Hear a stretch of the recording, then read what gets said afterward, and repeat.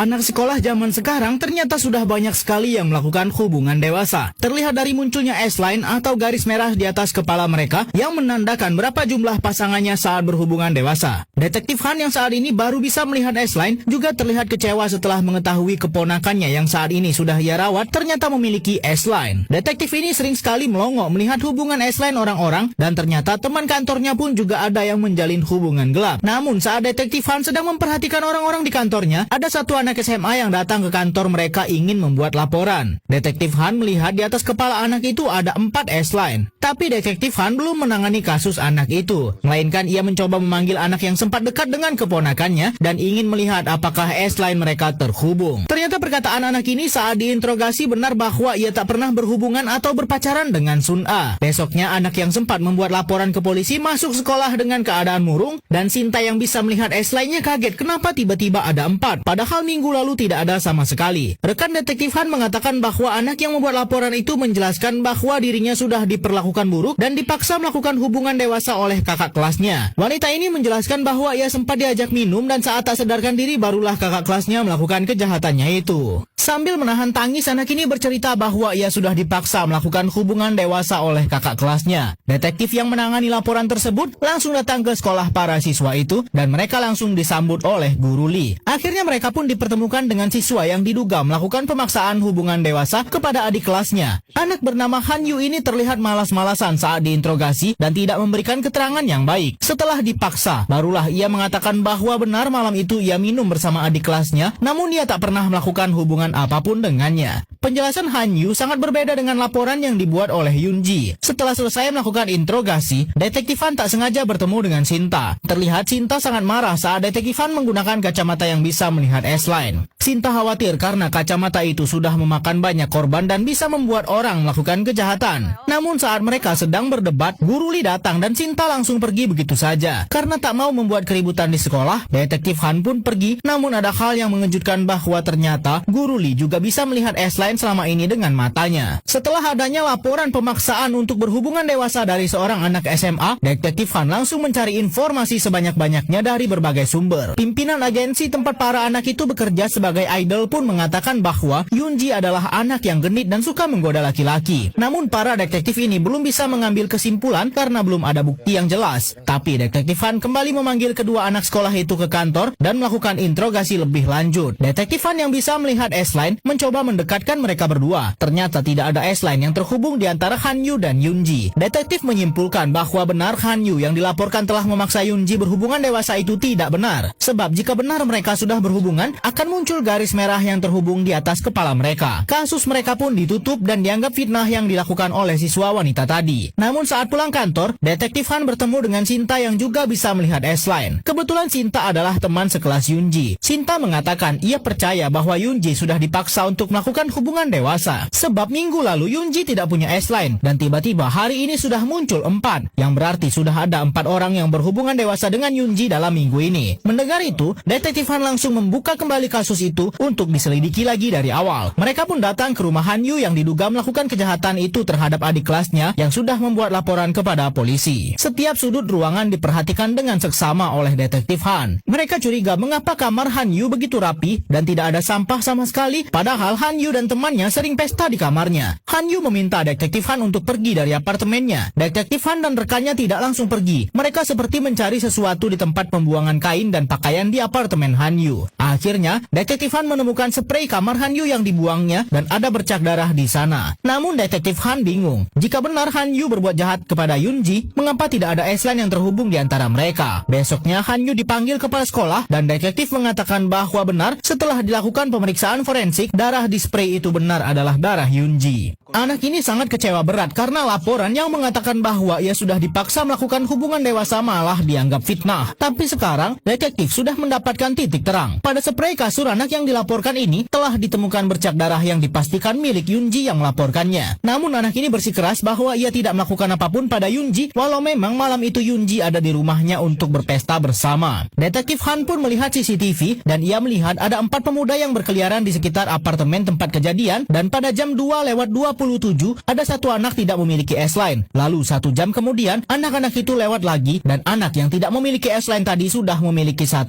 dan 3 teman lainnya juga bertambah 1. Detektif Han teringat bahwa Yunji memiliki 4 S-Line. Maka dari itu, detektif yakin bahwa 4 orang inilah pelaku kejahatan pemaksaan hubungan dewasa kepada Yunji. Sinta yang juga bisa melihat S-Line tak sengaja berpapasan dengan Yunji dan benar sekali S-Line miliknya terhubung ke 4 anak ini. Sinta akan melaporkannya kepada detektif Han, namun ternyata ia sudah ada di sini. Keempat anak itu pun dipanggil ke kantor dan diinterogasi satu persatu. Namun tentu saja semuanya tidak ada yang mau mengaku. Detektif Han pun masuk ke ruang salah satu anak yang baru pertama kali melakukan kejahatan ini dan mengajaknya pergi. Di dalam mobil anak itu terlihat sangat panik karena detektif mengatakan akan mengantarnya pulang tapi malah dibawa ke arah berlawanan. Anak sekolah ini terlihat sangat panik saat detektif Han membawanya ke lokasi tempat ia sudah berbuat kejahatan kepada seorang wanita. Karena ia tak mau mengakui perbuatannya, detektif Han sengaja ingin membuat mentalnya terguncang dulu dengan membawanya ke lokasi kejahatannya. Anak ini pun dibawa keluar namun ia malah mencoba kabur. Disinilah detektif Han merasa rencananya sudah berhasil. Detektif mengatakan bahwa anak ini akan dihukum karena mencoba melarikan diri dan 3 teman lainnya akan dibebaskan. Mendengar itu barulah ia mengaku bahwa mereka melakukan kejahatan itu berempat. Ia merasa tidak adil jika hanya dirinya yang ditahan. Tapi sebenarnya yang terjadi di kantor, 3 anak lainnya sudah mengakui perbuatan mereka dan mengatakan bahwa Han Yu lah yang merencanakan kejahatan ini. Mereka berempat diundang oleh Han Yu ke rumahnya dan saat mereka datang, Yunji sudah tak sadarkan diri. Namun tetap saja Han Yu tidak merasa bersalah dan mengatakan ia tak melakukan apapun, padahal dialah otak semua kejahatan ini. Detektif Han pun berhasil memecahkan kasus yang cukup rumit dan tidak ada bukti ini dengan kacamata yang bisa membuatnya melihat S-Line. Namun saat detektif Han ke rumah sakit untuk melihat keponakannya, S-Line milik Sun A terlihat bergerak, yang menandakan orang yang pernah berhubungan dewasa dengannya ada di dekat sini. Detektif Han yang melihat itu langsung merasa cemas dan ingin melindungi keponakannya yang masih SMA itu. Namun saat orang itu muncul, ternyata itu adalah ayahnya. Detektif Han tak bisa berkata-kata setelah mengetahui bahwa ternyata ayahnya sendiri yang sudah berhubungan dewasa dengan keponakannya. Detektif Han pun tak kuasa lagi menahan amarahnya dan hasratnya untuk menghabisi ayahnya sendiri begitu besar. Tapi untunglah detektif Han masih bisa menahan diri. Sementara itu, di luar sana orang yang menyebarkan kacamata yang bisa membuat seseorang melihat S-Line masih terus berkeliaran. Kacamata itu sengaja disebarkan untuk menebarkan kebencian dan memancing seseorang untuk menghilangkan S-Line di kepalanya dengan cara